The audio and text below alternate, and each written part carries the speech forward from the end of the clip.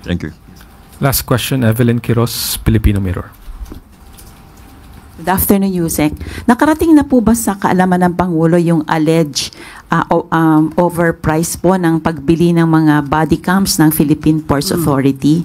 At ano po ang kanya naging specific instructions dito? Opo, inalam din po natin yan at nalaman din po ng Pangulo yan. At kinausap po natin mismo si GM Santiago ng PPA at nagbigay po siya sa atin ng kanyang mensahe.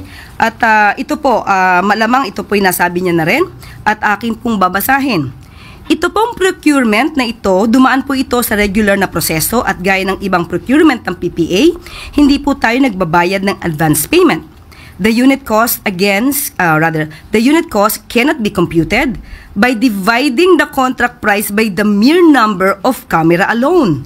This includes nationwide connectivity, back-end servers, software, training, and system integration. So, ibig sabihin, hindi lang po dapat i-divide yung halaga mismo ng isang camera lamang at hindi pwedeng sa Shopee lang tayo bibili.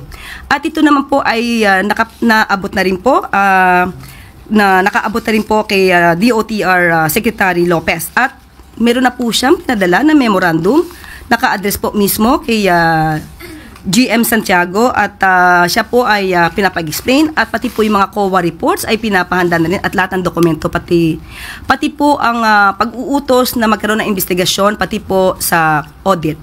So asahan po natin sa susunod na mga araw ay makikita po natin kung ano po ang sagot ni PPA GM Lopez patungkol po dito. Thank you po, Yusek. First question, Julie Baiza, 1PH.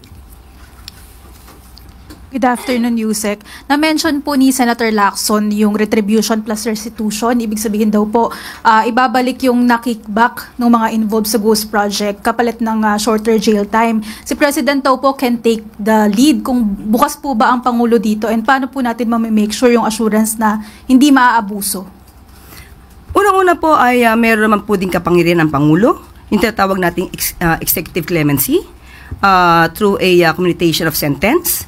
At meron din po tayo tinatawag na conditional pardon na dapat ay yung mga requirements ay natupad. Pero sa ngayon po, lahat po ng mga magagandang suwestyon para po ma-recover natin ang mga nasasabing nanakaw na pondo ng bayan at para mapanagot, ang dapat mapanagot ay bukas po ang Pangulo ang administrasyon patungkol po dyan.